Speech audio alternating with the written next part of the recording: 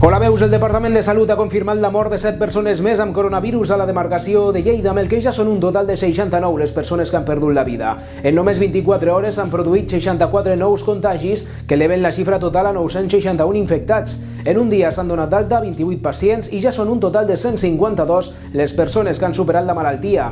Pel que fa a Espanya, ja supera els 10.000 morts per coronavirus amb 950 defuncions en un sol dia, una xifra rècord des que va començar la pandèmia. Els contagis creixen en més de 8.000 persones, elevant la xifra d'infectats a més de 110.000. Per sort, ja s'han curat de la malaltia més de 26.000 persones. A Lleida, avui s'han començat a traslladar a l'hotel del Nastasi els primers pacients amb coronavirus que es trobaven ingressats a l'Hospital Arnau de Vilanova. Salut està estudiant la possibilitat de poder utilitzar també altres hotels o instal·lacions de la ciutat, com ara pavellons esportius, perquè puguin acollir pacients d'altres hospitals.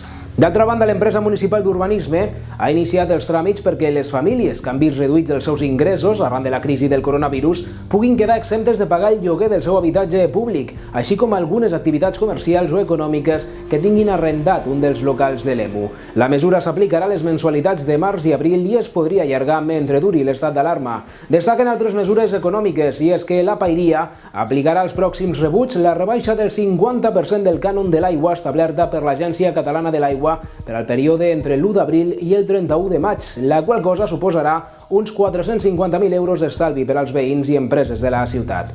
Finalment, l'Ajuntament de Lleida ha decidit ajornar la Festa Major de Maig, que s'havia de celebrar del 7 a l'11 de maig amb motiu de l'emergència sanitària per la Covid-19. La regidoria de festes està treballant perquè part dels actes, així com dels concerts que ja estaven programats, es puguin traslladar a les festes de la tardor del 25 al 29 de setembre.